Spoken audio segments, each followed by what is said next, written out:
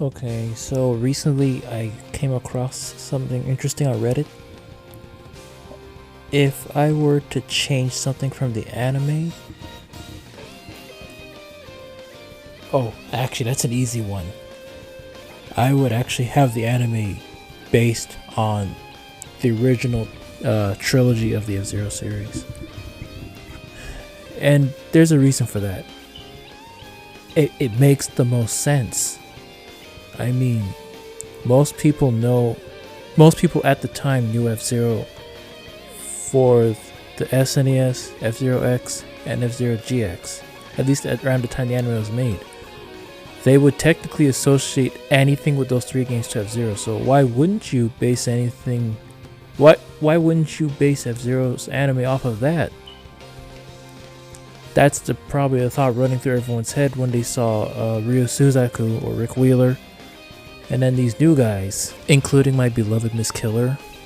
Uh, then you have how the characters are carried through the anime. There's the anime did a lot of good. Let's not lie about that. The anime did a lot of good for some of the characters, giving them some exposure. But you could probably achieve some similar results, if not better, if you actually use the animators to bring the stories from the manuals to life. Like, think about it, there's material from the manuals and the F-Zero GX interviews. And you can even use so much as the ticker tape while Mr. Zero is conducting his interviews. You could use that. Oh wow, it would have been so easy. What else is there? Oh, don't forget the relationship system in X, the relationships. I mean, they don't really say it out loud. You literally figure it out yourself when you're using certain characters during certain races and you see them trying to kill you, certain characters. So picture some kind of mini arc where Kate Allen is pretty much having to survive against Octoman, Jody, and Baba, right? She probably would have been involved in some storyline somehow that gets her involved with the Federation. And the Federation would probably be involved because Takara's involved, right? And Baba apparently is already an enemy of I think Kate Allen in the first place. I think he's also an enemy of Mrs. Zara. I might have to do some more testing again. But that derailed everything. Back to my original point. Yeah, I mean, if I were to change anything from the anime, it would have been to have it based on the original games. And you know something? You don't even have to get rid of the anime characters. You could still leave them in there. Like, the lore in the original games is just vague enough that you can fill the blanks on your own. The anime characters realistically could probably fit in someone's storyline. Like, Lisa Brilliant could still work in Samurai Goro's usual storyline. We've seen it with GP Legend where he's very similar to his versions in the other games. But he still has something there for Lisa. Some kind of soft spot for Lisa. See, that's exactly what I'm talking about. That could work. But, what else? Oh yeah, the setting. Yeah, I think my one big issue, if anything with the anime, is the setting. Like, yeah, it's 2201, but it looked way too contemporary for the F-Zero universe. I mean, I was used to the F-Zero universe looking very heavy sci-fi, Remember that cutscene in F-Zero GX? That's what I'm talking about. Something that F-Zero fans would find familiar, considering you're making an F-Zero anime. Why wouldn't you try to cater to mostly F-Zero fans? I get that you're trying to win some new fans, but I'm a very strong believer of doing it by your own merits, not just appealing to what would be a so-called target demographic or the lowest common denominator.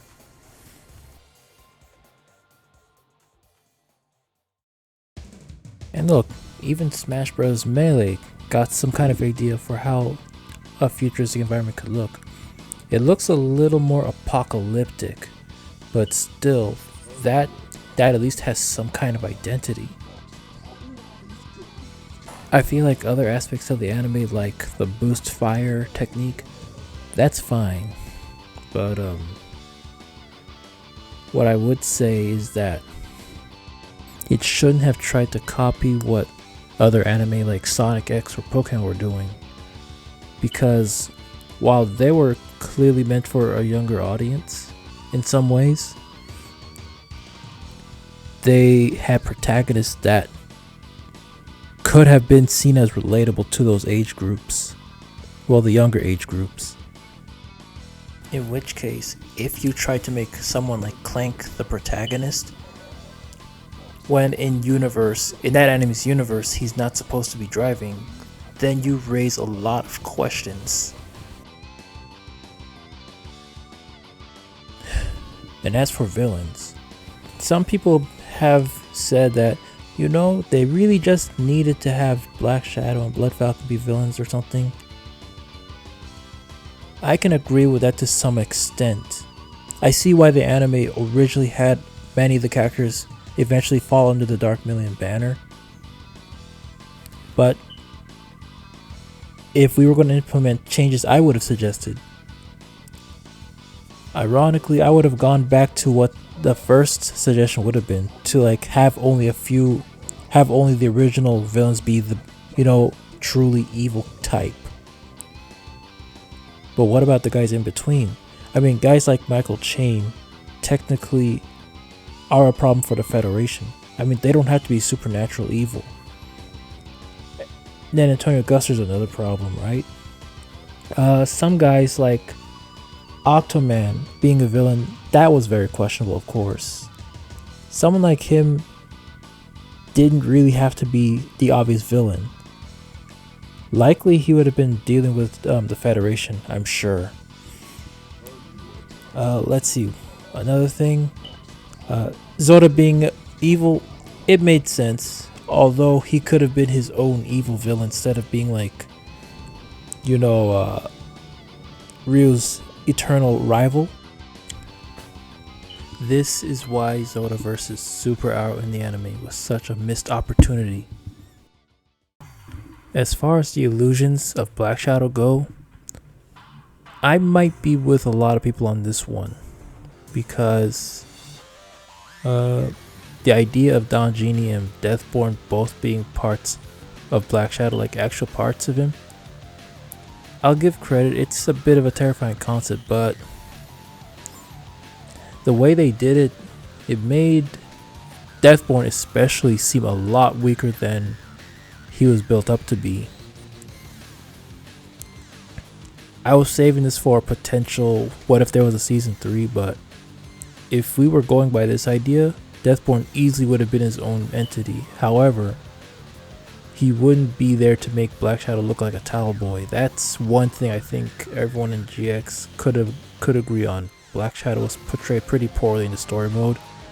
Even if it was comedic,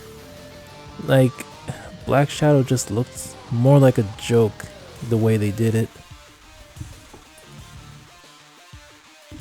And I think the last thing I'm going to touch on here is the pacing. The anime definitely is something that other Nintendo series haven't really replicated. I think the only Nintendo based anime that went further than F-Zero was Kirby Right Back at You with 3 seasons. But I think the problem F-Zero anime had was pacing, especially early on. The second season was definitely stronger. That's a fact. First one seemed not too focused. Felt like they were trying to feel things out, which is well and good, but you don't need 10 episodes to feel things out. I mean, that's what it felt like to me. if I had to change anything in the anime, I think it'd probably be maybe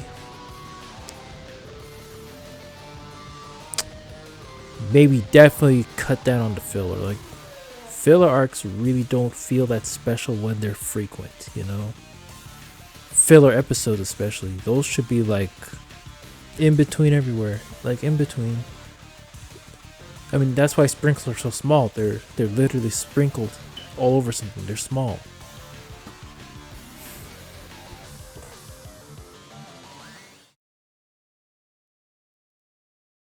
Oh, almost forgot.